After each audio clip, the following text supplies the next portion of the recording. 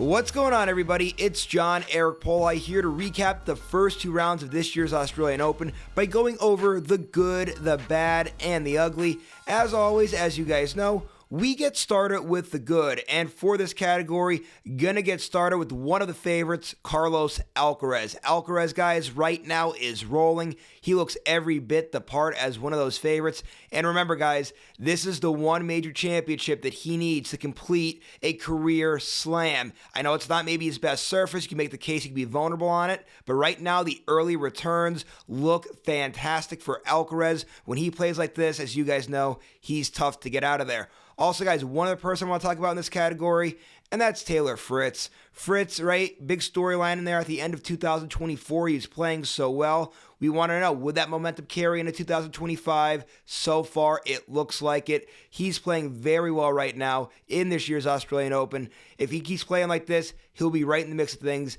at the end.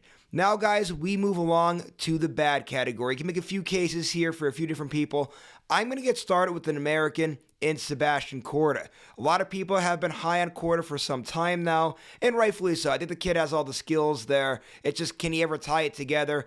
Doesn't do so here in this year's Australian Open, losing in round two. A lot of people had him as a sleeper, somebody that can make a run. He is not going to do that here, losing in round two.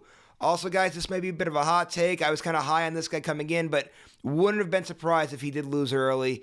And he did, losing in round one, and that was Nick Kyrgios. Again, Kyrgios, as far as a skill standpoint, definitely could have made a run in this year's Australian Open, but remember, he was out for some time dealing with injuries and whatnot. I know he's a little banged up coming into this year's Australian Open, so not really surprised with the early exit there, but still, I thought it would have been such a great storyline if he could have did something in this year's Australian Open. Obviously, that feel-good story not going to happen.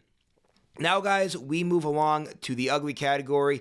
Few names in play here. The big one, though, that takes the headline here, it's Daniil Medvedev. I mean, guys, you know what Medvedev, right? Very consistent player, one of the best players on tour, and a guy that's made the Australian Open final twice, losing in 5 sets, both times, losing last year's Australian Open to Jannik Sinner in 5 sets. And remember that one, that big collapse he had against Rafa Nadal. He's been so close to winning this championship before, so he's a guy that you expect would be right in the mix of things as this tournament got further along.